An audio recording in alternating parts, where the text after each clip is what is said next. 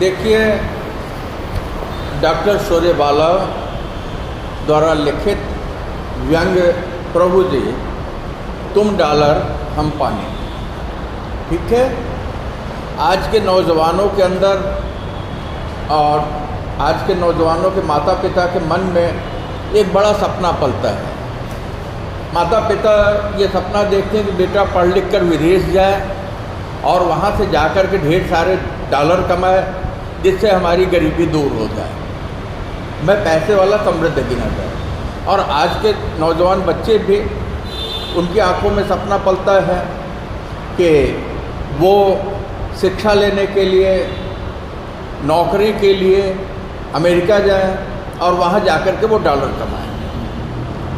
तो भारतीय नौजवान जो भारत में शिक्षा लेकर के अमेरिका जाते हैं मात्र डॉलर कमाने के लिए, वहाँ की जो स्थितियाँ हैं और हमारी जो स्थिति है उसके ऊपर सूर्यबाला जी बहुत ही करारा व्यंग करते हैं। एक तरफ वो हमें दिखाते हैं कि अमेरिका का शान शौकत कैसा है, और दूसरी तरफ फिर ये बताते हैं कि नहीं, उनकी तुलना में हमारी आत्मा ही क्षुद्र मतलब छोटी है कि नहीं।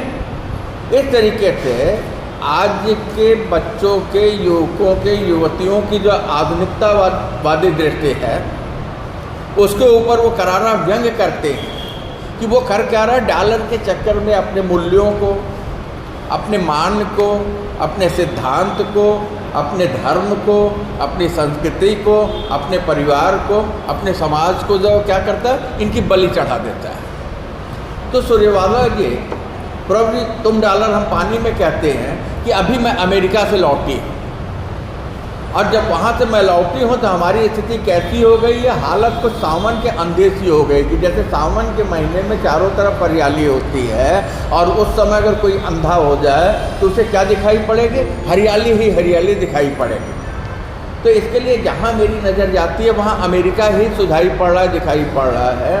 और हमारी आँखों में अगर कुछ दिखाई पड़ता है तो क्या दिखाई पड़ता है, चमकता हुआ डॉलर दिखाई पड़ता है। और ऐसे स्थिति में जब चकाचौंध चौधियाई हुई ये आँखें होंगी तो आखिर ये डॉलर के प्रकाश से तो वो क्या करेंगे, हमें सोचने समझने लायक कहाँ छोड़ती हैं, है कि नहीं। हमारी जो आकांक्षा मतलब इच्छा, हमारे अंदर एक विशेष तरह का उन्माद, कुंठा और गुमान से ठसाठस भरी में दिवस रन आठों पहर अमेरिका में, वो कहते हैं कि हमेशा जो हमारे अंदर क्या है, एक तरफ तो कुंठा है, दूसरी तरफ हमें ये गुमान है कि हमारे बच्चे जो अमेरिका में डॉलर कमा रहे हैं, है कि नहीं। तो इस तरीके से कहते हैं कि दिन रात 24 घंटे में अमेरिका में हूँ कि अमेरिका में ऐसा है, अमेरिका में वैसा, अमेरिका में ऐसे लोग रहते हैं। ठीक वही स्थिति जैसे जो गांव और अपनी मुंबई का उदाहरण अपने सामने रखिएगा, समझने में ज़्यादा सुविधा होगी। तो वो कहते हैं कि क्या क्या देश है कि मेरे सर के ऊपर से आकाश में हमेशा हवाई जहाज गुजरता है, तो ज़मीन से ज़्यादा ट्रैफिक जो है अमेरिका में कहाँ पर है, आकाश में है कि नहीं। कि लोग जो है यात्रा किससे करते हैं, कहते हैं हमेशा जो है जहाज से करते हैं। आगे चलें तो कहते हैं कि हिंदुस्तान से आने वाले जो विमान हैं वो जो आते हैं कैसे आते हैं, ठसाठस भरे हुए होते, खाली नहीं होता। उन विमानों में हिंदुस्तान से आने वाले जो लोग हैं वो क्या हैं, डॉक्टर हैं, नर्स हैं, कंपाउंडर हैं, इंजीनियर हैं, ज्वेलरी है, होटल वाले हैं। इस तरीके से छोटे से बड़े हर तरीके के कारोबार को करने वाले लोग यहाँ से शिक्षा ले करके, यहाँ से ट्रेनिंग ले करके वो अमेरिका चले जाते हैं। और अमेरिका जब चले गए, वो डॉलर कमा रहे हैं, तो कहते हैं कि वहाँ जो है अलग से कई इंडिया है। ये लोग जब गए तो इनका अपना समूह बना, जब पैसे कमाए, कहते हैं यह इंडिया कहती है, कहते हैं डिस्को इंडिया, ब्यूटी पार्लर वालों की इंडिया, प्लास्टिक वालों की इंडिया, औरा की इंडिया, प्रवचन करने वालों की इंडिया, बेबी केयर से लेकर सॉफ्टवेयर वाला इंडिया है। कहते हैं इस तरीके से जितने तरह के पेशेवर लोग गए, हर पेशेवर लोगों की दृष्टि में अलग अलग इंडिया बसा हुआ है अमेरिका में, है कि नहीं। और वो कहते हैं इस तरीके से क्षुद्र भारतीय आत्मा में इस अमेरिकी इंडियन का शान शौकत पर बिट बिट जाती हूँ, मन ही मन इसकी महिमा का बखान गाते नहीं अघाती। वहाँ से लौट के कहते कि अब यहाँ आने के बाद मैं वहाँ अमेरिका में कैसे लोग रहते हैं उसकी महिमा सबसे कहती चली जाती हूँ, और हमारे अंदर एक कुंठा होती भरती चली जा रही है कि नहीं हमारे यहाँ तो साधन नहीं, और वहाँ देखो अमेरिका में इतना सब कुछ है। तो कहते ठीक वही स्थिति है कि जैसे बहरा आदमी सुन लेता हो, गूंगा आदमी बोल लेता हो, और गरीब आदमी सर पे छत्र धारण करके चलता हो, ठीक है, ऐसा नहीं, मतलब कुछ भी कर सकता है। कहते हैं कि अब उच्च वर्गीय हिंदुस्तान की जो क्रीम सोसाइटी है वहाँ पर वो नूर चश्मे नहीं मध्यवर्गीय नौनिहालों का कारवां भी हो, महत्वाकांक्षा की पोटलियाँ लिए। कहते हैं कि चाहे हाई क्लास सोसाइटी जिनके पास पैसे ही पैसे हैं वो अपने बच्चों को पढ़ाने के लिए, अपने बच्चों को नौकरी के लिए विदेश भेज देते हैं, या मध्यवर्गीय लोग या गरीब आदमी क्या करता है वो एक उम्मीद पाल लेता है कि उसका बेटा जब जाएगा अमेरिका डॉलर कमाएगा तो उसके परिवार की स्थिति बदल जाएगी, और ऐसी स्थिति में वो जैसे तैसे जो व्यवस्था करके पैसे की और अपने बेटे को भेज देता है अमेरिका। कहते भारत का जो MBBS डॉक्टर अमेरिका जाता है, अमेरिका जाने के बाद प्रैक्टिस करने के लिए उसे UMLC के डिग्री हासिल करनी होती है, और ये डिग्री हासिल करने में उसकी आधी से ज़्यादा उम्र जब बीत जाती है। अगर ULMC की डिग्री उसे मिल गई तब तो ठीक है, तो आधी उम्र में वो डिग्री को पाने के बाद अपने से आधी उम्र के लड़कों के साथ उसे प्रैक्टिस करनी पड़ती, मतलब वहाँ हमारा डॉक्टर किस स्थिति में हुआ, 2म दर्जे का हुआ, और अधिकांश को नहीं मिलती है। तो कहते वो क्या बन जाते, कहते वहाँ जा कर के वो कंपाउंडर बन जाते हैं। यहाँ तो MBBS होकर प्रैक्टिस करते, यहाँ से पढ़े थे तो इस देश के लोगों को काम आते, लेकिन वो कंपाउंडर बन गए। उनके दिमाग में ये है कि नहीं डॉक्टर नहीं बन पाए, कोई बात नहीं, हम डॉलर तो कमा रहे हैं। कहते हैं अब वहाँ जो लोग जाते हैं तो वहाँ के जाने वाले लोगों के बीच में एक समस्या है कि आखिर वो अपने माता पिता को जो कि उनके देश में छूट गए हैं उन्हें बुलाए तो कैसे बुलाए, तो कोई जाने वाला बेटा बुलाता नहीं जल्दी, क्योंकि आने जाने में बहुत पैसे लगते हैं। आज की तारीख में अगर किसी को यहाँ से भेजा जाए और वहाँ से लौट के आए तो लगभग 3.5-4 लाख रुपए लगते हैं, तो कौन इतना खर्च करने का जहमत उठाए, है कि नहीं। कहते हैं अमेरिका की धरती पर होता क्या है कि जब माता पिता को उन्होंने बुला भी लिया तो अब पिताजी यहाँ पैंट शर्ट पहनते हैं, और हमारी माँ जो है यहाँ क्या पहनती, साड़ी पहनती हैं। लेकिन अमेरिका जाने के बाद जो सबसे पहले तो ये हुआ कि माँ की साड़ी हट गई, क्योंकि अगर वो साड़ी पहनेगी तो कैसी गिनी जाएगी, इंडियन गिनी जाएगी, पिछड़ी गिनी जाएगी। तो इसके लिए जो है कहती है कि ये जहमत कौन उठाए कि अमेरिका के आकाश में साड़ी फैलाए धुल करके, जो इतनी जगह किसके पास है।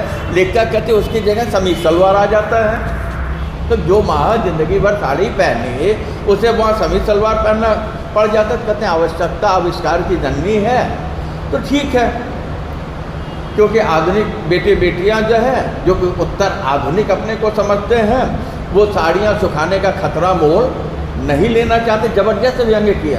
अरे भाई साड़ी पहने तो क्या कोई रोकेगा नहीं, लेकिन अमेरिकी समाज में उन्हें बराबरी का दर्जा हासिल करना है। तो ऐसी स्थिति में मेहनत करके जो अपनी एक पहचान बना रहे हैं, जैसे ही वो साड़ी सुखाएंगे तो हो जाएगा इंडियन है, इंडियन है तो 2म दर्जे का है। तो जहाँ हम 2म दर्जे के हो गए वहाँ क्यों हम जाते हैं, बड़ा सवाल है। लेकिन नहीं, डॉलर हमको खींच के लेके जाता है। कहते हैं अब तो माँ के ज़रूरत के अनुसार जो है क्या किया जाता है, उसके कपड़े को का मॉडिफिकेशन कर दिया जाता है। कहते हैं कि वहाँ के जो घर हैं, घरों में काम करने के लिए जितने भी काम हैं, मशीनें हैं, चाहे बर्तन धुलना हो, चाहे कपड़ा धुलना हो, चाहे कपड़ा प्रेस करना हो, चाहे खाना बनाना हो, मतलब हर काम के लिए एक एक मशीन है। लेकिन कहते हैं कि अगर बच्चा पैदा होगा तो बेबी सिटिंग चाहिए, तो उसके लिए तो मशीन से काम नहीं होगा, उसके लिए क्या करना होगा, बेबी सिटिंग में बच्चे को रखना होगा, क्योंकि हस्बैंड वाइफ दोनों जॉब करते हैं, काम करते हैं, और बेबी सिटिंग में बच्चे को रखना मतलब बेटा क्या हो गया, बहुत महंगा होगा, है कि नहीं। तो कहते हैं कि ऐसा है कि एक बच्चे की जितनी देख रेख है बेबी सिटिंग में नहीं हो सकती।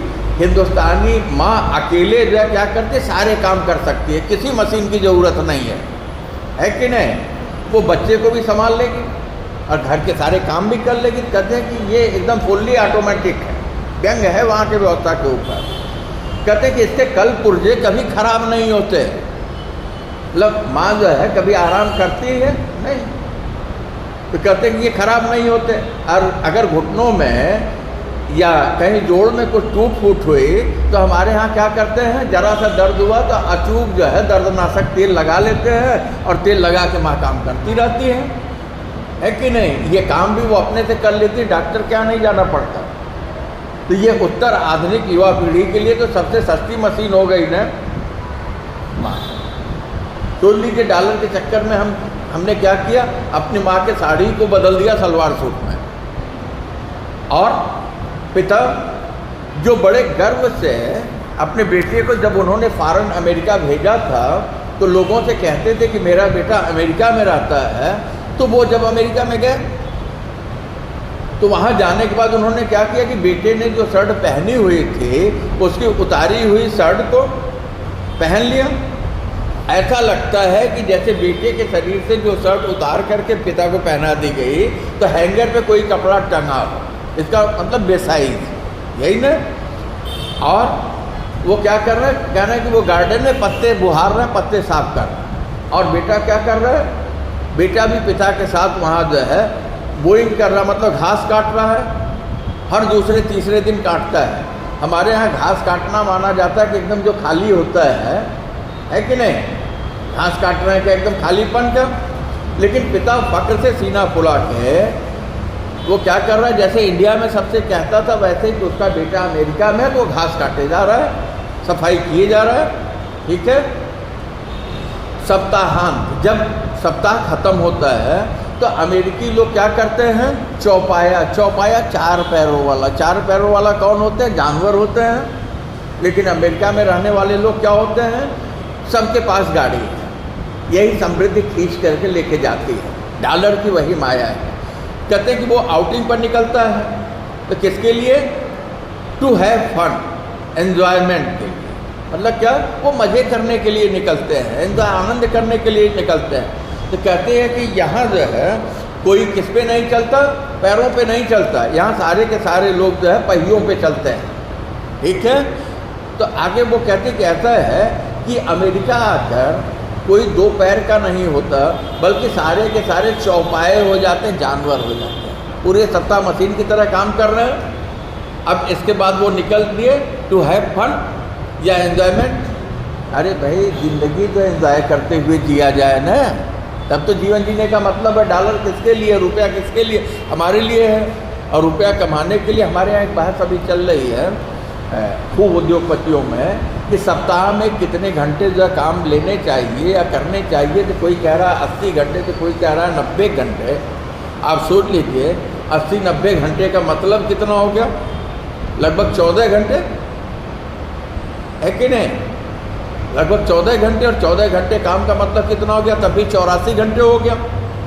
एक आदमी 14 घंटे काम कर सकता है क्या। तो कहते हैं अब ये मशीनें हो गए हैं, तो सड़कों पर कारें दिखती हैं और घरों में मशीनें दिखती हैं, तो आदमी कहीं नज़र नहीं आता। और आदमी अगर कहीं नज़र आता है तो फन या एन्जॉयमेंट वाली जगहों पर आता है, जैसे रेस्तरां है, डिस्को है, बेले बैंड पार्टी है, पब है, सेल है, फन केयर है। तो कहते हैं कि वहाँ ऐसी जगहों पर तख्ती लगी रहती है फन। तो क्या मज़े लेने के लिए जो है वो कहीं ऐसा लिखा होना चाहिए, अरे मज़े तो अपनी ज़िंदगी में हम लेते हुए चले, है कि नहीं। कितना करारा व्यंग है कि वहाँ रहने वाला उत्तर आधुनिक नौजवान जो है उसके पास क्या जीवन जीने के लिए समय नहीं है, मशीनों के साथ वो खुद मशीन हो गया है। अब वो अपने बच्चों को जो लिया, तो हमारे यहाँ माँ अपने बच्चों को गोद में लेती है, बाहर निकले आवश्यकता पड़ी तो पिता लेते हैं, यही पालन पोषण तो है ना। वहाँ के बच्चों को लालन पालन पोषण नहीं मिलता, देख रेख नहीं मिलती। कहते स्ट्रोलरों में बंधे बच्चे खाए अघाए हुए उकताए गुमसुम। कहते हैं कि अब बच्चों को लेकर के वो जो निकली हैं स्ट्रोलरों में, जो हाथ गाड़ी है उस पर क्या कहते हैं कि बच्चे ऐसे हैं जो कि खाए हैं, मतलब जिनका पेट भरा हुआ है, और इतने खाए हैं कि खूब पेट भरा, तो कुछ ऐसे आध खाए हैं माँ को पता ही नहीं कि बच्चा उसका भूखा है कि नहीं खाया है। कहते हैं कुछ एकदम ऊब गए हैं, मन नहीं कर रहा है, तो कुछ एकदम जो है गुमसुम है कि नहीं। तो कहते हैं कि यांत्रिक मशीनी खिलौनों के साथ खेलते खेलते ये भी यंत्रवत हो गए हैं। अगर हंसते हैं तो यंत्रों की तरह और रोते हैं तो यंत्रों की तरह, है कि नहीं। मतलब इनका हंसना और रोना कहता है स्वाभाविक नहीं, मतलब इनके अंदर की संवेदना बच्चों की चली गई है। तो कहते हैं अब कभी कभी अगर ये चीखते चिल्लाते हैं तो इंसान के बच्चों की तरह दिखते हैं, क्योंकि बेटा देखो ऐसा है, हंसना और रोना ये मनुष्य की स्वाभाविक प्रवृत्ति है। अगर हम हंसते न हो, खुश सुख मिलने पर और दुख होने पर हम रोते न हो, तो हमारे मनुष्य होने का लक्षण नहीं, क्योंकि मनुष्य तो संवेदनशील होता है ना, सुख दुख का प्रभाव हमारे शरीर पर पड़ता है, लेकिन वहाँ कुछ भी नहीं। कहते जिन्हें यहाँ देसी बच्चों के नाम से, जो बच्चे अगर रोने लगे तो उन्हें देसी बच्चा कहा जाता है, ग्रामीण, ठीक नहीं है कि नहीं। तो ऐसे स्थिति में उस बच्चे को गुमसुम कराने के लिए माँ बाप पूरी ताकत लगा देते हैं। ठीक है, आगे चलें। कहते हैं अब अंडरलाइन कर लीजिएगा, परीक्षा के लिए पूछेंगे।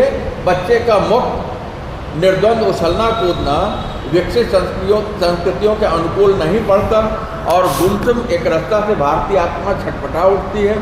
सेतुबंद हो तो कैसे, यही सोचते उम्र तमाम होती जाती। कहते बच्चों का जो है मुक्त अच्छी तरीके से, बिना किसी बंधन के, निर्द्वंद, बिना किसी चिंता के उछलना कूदना जो है, जो विकसित संस्कृति है, जो डॉलर संस्कृति है, जो अपने को कहती है कि नहीं जिसने पूरा का पूरा विकास कर लिया है, उनके अनुकूल नहीं है कि नहीं। उनके आप बच्चे कहते हो गुमसुम शांत हो।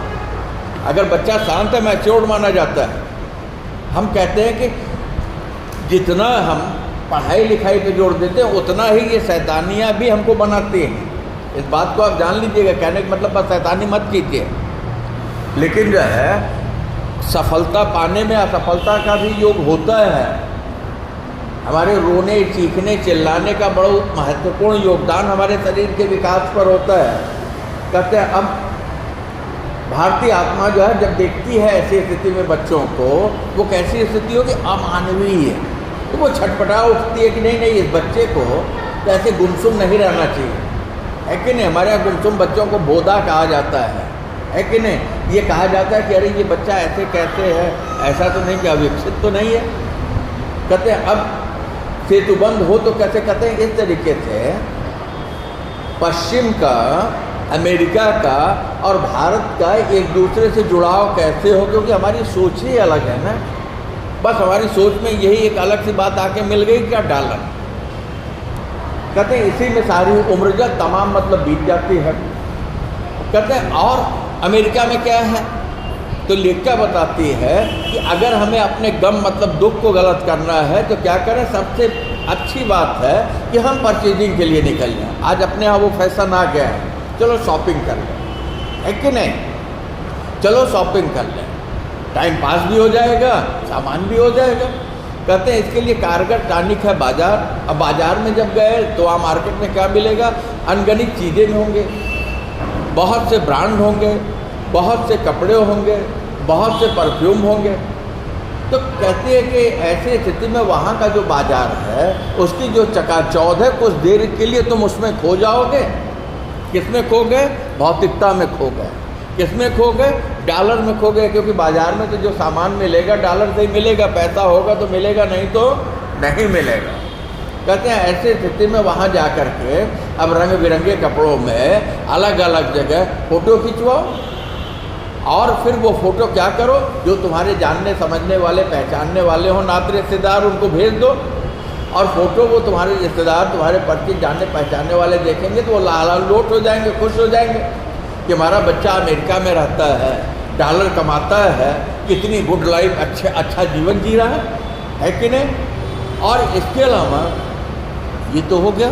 दूसरी बात ये है कि उस फोटो को देख देख करके इंडिया में रहने वाला जो तुम्हारा परिचित होगा वो हीनता और गुंठा की ग्रंथि का शिकार हो जाएगा। क्या हीनता और गुंठा ग्रंथ कि हम तो यार नहीं गए, हमारे पास कुछ नहीं, देखो इसके पास कितना है। और तुमको इस बात का गुमान होगा कि नहीं ये सारी चीज़ें जो तुमको मिली हुई है। कहते मामूली सी पोशाक बड़े डिपार्टमेंटल स्टोर की क्लियरेंस सेल से खरीदी हुई। कहते जो इंडिया में बैठा है उसे अब तो क्लियरेंस सेल यहाँ भी लगने लगा है कि नहीं? 1 पे 2, 1 पे 3, 50%, 70%, 80% छूट मिलता है। कहाँ से मिलता है सोचो, विचार का प्रश्न है। छोटे शहरों में, छोटी बाज़ारों में भी छूट वाला माल आने लगा। कहते हैं कि जो इंडिया में बैठा है उसे इस बात का पता नहीं है कि नहीं ये माल जो आया है वो किससे आया है, क्लियरेंस सेल से आया, डिफेक्टेड हो सकता है, बहुत पुराना हो सकता है, किसी ने ऑर्डर किया रहा हो कंपनी को और किसी कारणवश वो डिलीवरी नहीं हुई हो तो इसकी वजह से हो सकता है। कहते हैं नहीं ये डिफेक्टेड कुछ भी हो सकता है, लेकिन ये क्लियरेंस सेल से खरीदी हुई है और इसका दाम कितना, औना पौना, मतलब बहुत सस्ते में। कहते कि जब ऐसा कुछ भी आता है क्लियरेंस सेल का माल तो जो गरीब देश के लोग हैं जैसे इंडिया वाले वो क्या करते हैं, क्लियरेंस सेल के माल पर टूट पड़ते हैं। जिस समय आपके यहाँ भी देखिए सेल का माल आता है, पैसे हो ना हो हम जुटा करके ले लेते हैं, कि नहीं अरे छूट में मिल रहा है ले लो यार, क्या करना है, यही ना कहते हैं। और जब किसी को घर बदलना होता है या बेचकर घर जो है छोटा घर बड़े जगह कहीं जाना होता है तो वो क्या करते हैं, अब घर का जो सामान है एक जगह से दूसरे जगह ले जाने में ट्रांसपोर्टेशन में बहुत खर्च होगा एक बार। और जो पुरानी चीज़ें होंगे हमारे इंडिया की तरह ऐसा नहीं है कि कहीं भी हमने फेंक दिया, यहाँ तो फेंका ही नहीं जाता, कोई ना कोई उसको ले ही लेगा। सेकंड हैंड हमारा खूब चलता है तो ये कहते हैं वो यार्ड सेल लगा देंगे, घर के अंदर ही सेल लगा दिया। तो कहते हैं अब पुरानी टेबल हो, कुर्सी हो, लैंप हो, रैक हो, झूले हो, पालने हो, मतलब जितना भी गृहस्थी का सामान है या बच्चों के खेलने का सामान है वो जो यार्ड से लगा दिया घर में ही तो लगभग मुफ्त के भाव में खरीद लिया है। तो जैसे अमेरिकी ये कहते हैं कि लोगों आओ और उठा कर ले जाओ, क्यों? क्योंकि उस सामान को ढो करके एक जगह से दूसरी जगह ट्रांसपोर्टेशन में, पैकिंग में नुकसान होगा, टूट फूट होगी। और कहते हैं कि जंक यार्ड पहुंचाने का, जंक जहां नष्ट किया जाता है, जो पुराने सामान होते हैं वहां के लोग यूज नहीं करते तो उसके लिए कहाँ भेजा जाएगा, वहाँ एक जगह बनी होगी जहाँ कि उन्हें नष्ट करने के लिए भी पहुँचाना पड़ेगा तो उसमें भी पैसा लगेगा। क्लियर?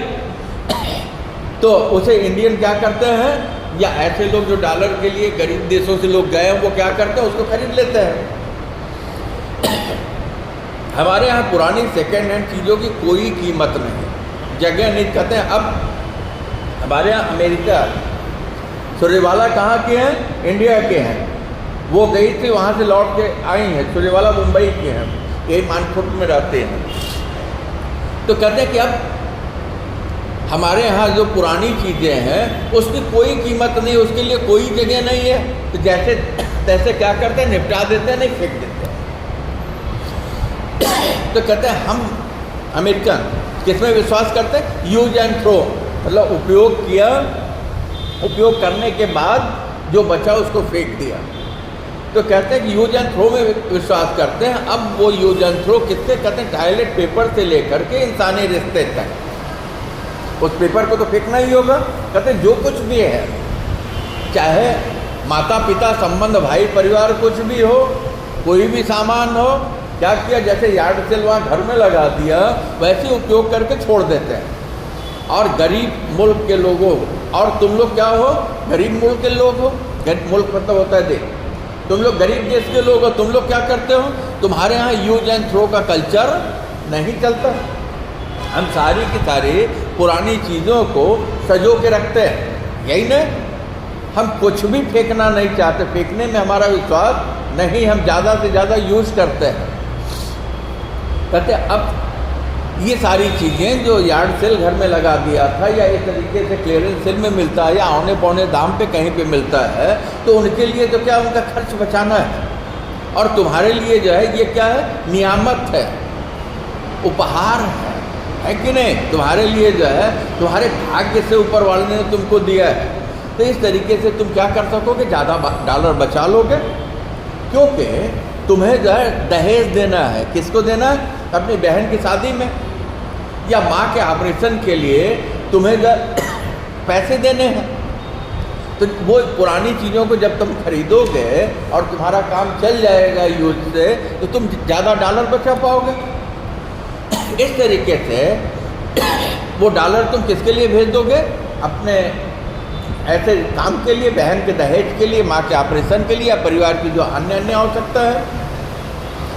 तो अमेरिकन कहते हैं, व्यंग कर रहे हैं कि अमेरिकन कहते हैं कि हमारी जो जूठन है वो तुम्हारे लिए क्या प्रसाद की तरह है, मतलब जिसको हमने छोड़ दिया वो तुम्हारे लिए बहुत बड़ी चीज़ है। कहते चूको मत, भूलो मत, तुम अपना बहुत कुछ गवा कर यहाँ डॉलर कमाने आए हो। जबरदस्त व्यंग है। वो कहती है कि वो कह रहे हैं कि तुम जरा भी अगर चूके तुम्हारे अंदर झिझक आई, पुराना है, यूज किया हुआ है, किसी ने देख लिया तो क्या कहेगा, हमें नहीं लेना चाहिए। कहते हैं ऐसा अगर तुम करोगे तो वो सामान लेने के लिए तुम्हें ज़्यादा जो है डॉलर चुकाने होंगे। तुम बहन का दहेज नहीं दे पाओगे, माँ के आके ऑपरेशन नहीं करा पाओगे, ये दोनों महत्वपूर्ण काम जैसे हैं। कहते इसके लिए फटाफट बिना समय गंवाए जो है तुम क्या करो, तुम इसे उठा लेना, है कि नहीं?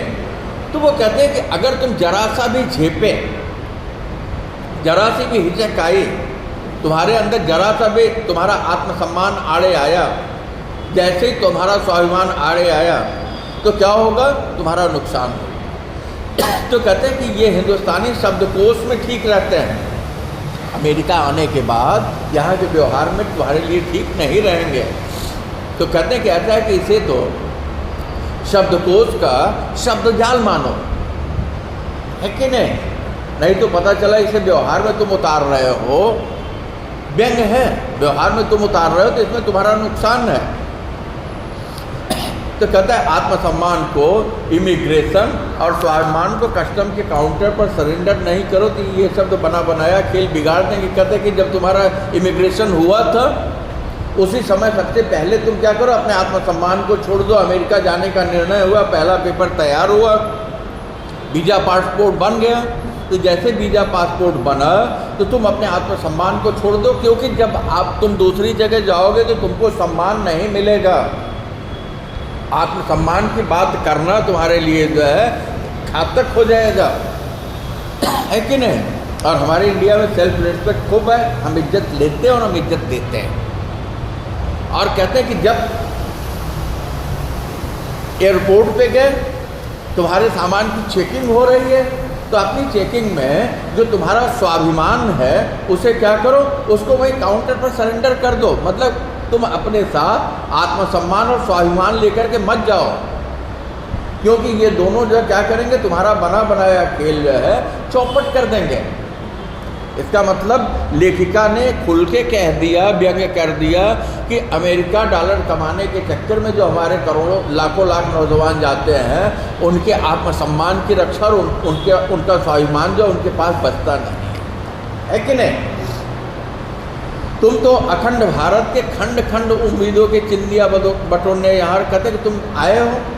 भारत अखंड एक बड़ा राष्ट्र है, लेकिन टुकड़े में यहाँ जो है तुम क्या चिंदी डॉलर लेने के लिए आए, है कि नहीं? जो तुम्हारे लिए क्या है, बहुत बड़ा सपना है, जो तुम्हारे पिता ने देखा, माँ ने देखा, तुमने देखा और यहाँ तक आ गए। तो कहते हैं ऐसे स्थिति में अगर बच्चा जिद्दी है, और क्या किया, हमने उसको डांट दिया, बच्चों को हड़का दिया, डांट कर भगा दिया। कहते हैं तो मौज ही मौज है यहाँ। कहते न रिश्ते नातों की खिचखिच, न टोका टिप्पणी की पाबंदियाँ, जो चाहो करो, जैसे चाहो जो। 8 साल के बच्चे से लेकर 80 साल तक के बूढ़े तक सब स्वतंत्र स्वच्छंद अपने ढंग से जीने के लिए। संदर्भ सहित व्याख्या के लिए बढ़िया लगता है। तो कहते हैं अब यहाँ जो है नाते रिश्तेदारों का कोई खिचखिच नहीं है कि रिश्तेदार आ रहे हैं, रिश्तेदारों क्या कुछ पड़ा हुआ है तो निमंत्रण करने के लिए हमको जाना है, रिश्तेदारों को ये गिफ्ट देना है। कहते हैं इस तरीके के सारे झंझट से मुक्त, क्योंकि वहाँ तुम्हारा कोई रिश्तेदार नहीं है, तुम हो न टोका टिप्पणी की पाबंदी। और जब तुम्हारे कोई रिश्तेदार नहीं है, तुम्हारे कोई ऐसे परिचित नहीं है जिनका दबाव तुम पर हो, कोई तुमको टोकेगा भी नहीं, है कि नहीं? जो चाहो करो, जैसे चाहो, जो कहते तुम्हारी जो इच्छा हो, जो करना चाहो करो, और तुमको जैसे जीना हो तुम अपने मन माफिक जी सकते हो। और यहाँ तो 25 तरह का झंझट रहेगा, है कि नहीं? कहते ये काम जो 8 साल के बच्चे से लेकर के 80 साल का जो बूढ़ा है स्वच्छंद है, वो अपने ढंग से जीने के लिए, मतलब कोई किसी के जीवन में हस्तक्षेप नहीं करेगा। ये अमेरिका है। तब तो हम निरंकुश हो जाएंगे ना।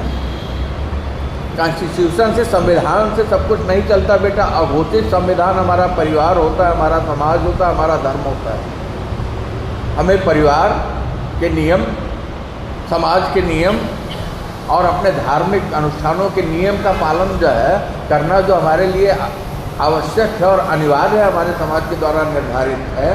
उसके बाद संविधान की बात आती है, क्योंकि इन तीनों नियमों का हम पालन करेंगे तो संविधान के सामने हमें दोषी होकर खड़ा होने की ज़रूरत ही नहीं पड़ेगी कि हमारा संविधान हमें अनुशासित करे, लेकिन हमारे ऊपर जो कितनी व्यवस्था है, हर जगह चेक करने की व्यवस्था है। अभी आप 2 घंटे घर से लेट जाइए, आपके पेरेंट्स का फ़ोन आने लगेगा, मोबाइल आपके पास नहीं होगा तो आपके सहेली के पास होगा या आपके दोस्त के पास होगा, बोल लेंगे बेटा वो लेक्चर से निकला तो कितने कब निकला, तुम लोग साथ कब निकला, है कि नहीं? हमारे यहाँ हर तरह के बंधन है, अनुशासन है, कहते हैं। और अपने ढंग से जीने के लिए वो स्वतंत्र हैं। 8 साल के बूढ़े से लेकर 8 साल के बच्चे से लेकर 80 साल के बूढ़े तक। मतलब खाओ पियो मौज करो, चाहे जैसे रहो, कपड़े पहन के रहो, बिना कपड़े के रहो, कोई टोकेगा नहीं। पढ़ लो मत पढ़ो, कोई रोक टोक नहीं है। अब अगर कोई पिता ये सोचे कि डांट फटकार करके वो अपने बच्चे को सही रास्ते पर ले आ दे, अगर वो गलत रास्ते पर है तो बच्चा क्या करेगा? 911 911 पर फ़ोन कर देगा, पुलिस आ जाएगी। और 911 पे फ़ोन कर दिया, पुलिस आ जाएगी तो पुलिस क्या करेगी? माँ बाप को बच्चे के ऊपर जुर्म ढालने के आरोप में वो जो उसने ये शिकायत दर्ज कराई उसे गिरफ्तार कर लेगी। हद हो गए, हद हो गए कि नहीं हो गए? मतलब माता पिता अपने बच्चों को नहीं डांट सकते तो कोई और क्यों डांटेगा, है कि नहीं? तो बिगड़ने के सारे चांसेस जो है कहाँ है? अमेरिका में है। और डॉलर के लिए हमने क्या किया? डॉलर के लिए हमने किया ये कि अपना सब कुछ जो सौंप दिया है, अपनी संस्कृति भी छोड़ दी है। कहते माँ बाप द्वारा जुल्म ढाने की शिकायत दर्ज करा देगा।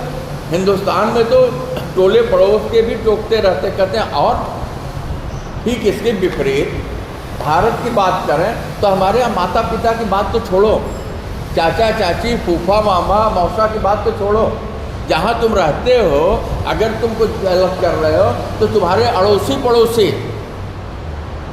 परिवार के लोगों की बात तो है ही है, वो तो करेंगे। अड़ोसी पड़ोसी तुम्हारे मोहल्ले वाले भी तुमको डांट देंगे, कहेंगे बेटा ठीक से रहो, तुम्हारा ये चाल चलन ठीक नहीं है, तुमको सुधर जाना चाहिए। कहते हैं वो टोकते रहते हैं। कहते कारण क्या है कि दरअसल यहाँ सबके घर शीशे के होते हैं, ठीक है? यहाँ सबके घर शीशे के होते हैं, सबकी वही स्थिति है। कहते हैं और हिंदुस्तान के घर जो बनते हैं वो हिंदुस्तान के घर कैसे बनते हैं? ईंट गारे के बने होते हैं, मतलब कि वो मजबूत पुख्ता दीवारें होती है। ये पुख्ता दीवारें क्या है? ईंट गारे के बने होते हैं। हमारे संस्कार, हमारी संस्कृति, हमारा खान पान, रहन सहन, हमारे परिवार का अनुशासन, हमारे समाज का अनुशासन, है कि नहीं? जो पुख्ता दीवार है वो पुख्ता दीवार यही है। कहते हैं इंडिया के जो मकान बने होते हैं, घर बने होते हैं, क्योंकि घर लिखा है, देखिए मकान नहीं लिखा है, मकान केवल दीवारों को कहते हैं। और घर में जो जिंदा लोग रहते हैं, जिनके आपसी संबंध होते हैं, कहते हैं यहाँ के जो घर बने हैं वो कैसे? वो कांच के बने हैं, है कि नहीं? कि अगर तुमने हमारे में कुछ किया तो हम भी तुम्हारे में कर देंगे। लेकिन हिंदुस्तान में क्या है? यहाँ जो कोई भी अड़ोसी पड़ोसी भी टोक देगा। कहते हैं ऐसे स्थिति में हिंदुस्तान तरक्की कर जाए, सबके घर शीशे के हो जाए तो सब सिर्फ अपने लिए जीने के लिए स्वच्छंद हो जाए। कहते हैं अब अगर हिंदुस्तान ने तरक्की कर लिया तो क्या होगा, सबसे के घर शीशे के हो जाएंगे, सबके घर शीशे के हो जाएंगे, मतलब क्या कमज़ोर हो जाएंगे। सबसे पहले क्या जाएगा, तरक्की आएगी तो वो हमारी संस्कृति को निचोड़ लेगी, हमारे सभ्यता को निचोड़ लेगी, हमारे खान पान को निचोड़ लेगी, हमारे पारिवारिक संबंधों को निचोड़ लेगी, हमारे रिश्तों को निचोड़ लेगी, है कि नहीं। कहते हैं ऐसे स्थिति में फिर जब तरक्की हो जाएगी तथाकथित, हमारे हाथ में डॉलर और पैसे ही पैसे होंगे तो हम क्या हो जाएंगे, स्वच्छंद हो जाएंगे, क्योंकि किसी का अनुशासन तो रहेगा नहीं। तो कहते हैं कि ये बीच का जो अंतर है वो मिट जाए। वैसा भी देखा जाए तो फ़र्क अब रह गया है तो सिर्फ इतना कि डॉलर पाकर पागल है हम डॉलर पाने के लिए। तो कहते हैं क्या, अमेरिकी और हमारे यहाँ कहते हैं कि अमेरिका जो रहने वाले लोग हैं, अमेरिकन या यहाँ से जो गए हुए, उनको डॉलर मिल गया है। तो डॉलर मिल गया, डॉलर मिलने के बाद वो कैसे हो गए, पागल व्यक्ति, मतलब क्या, जो अपने स्वयं के बस में न हो, यही ना। तो कहते हैं कि वो डॉलर पाकर के पागल हुए हैं। और यहाँ जिनके बच्चे अमेरिका नहीं गए हैं वो अपनी पूरी ताकत लगा देते हैं कि मेरा बच्चा जो है पढ़ लिख करके अमेरिका जाए और डॉलर कमाए। तो कहते हैं इस तरीके से सूर्यवाला हमसे कहते हैं कि प्रभु जी तुम डॉलर हम पानी। प्रभु कौन है, भगवान ईश्वर। तो कहते हैं कि हमने तो डॉलर को भगवान मान लिया और स्वयं को पानी माना कि भगवान जैसे जैसे रगड़ेंगे हम रगड़े जाएंगे। किसके लिए, डॉलर के लिए। आज देख लीजिए डॉलर कितना महंगा हो गया है। हम इस पर चर्चा करते हैं, हम इस पर चर्चा नहीं करते कि हमारे रुपए ने कितना अर्जित कर लिया, हम कितने विकसित हो गए। तो इस तरीके से सूर्यवाला का यह निबंध पूरा हुआ। कोई सवाल हो तो सवाल पूछ सकते।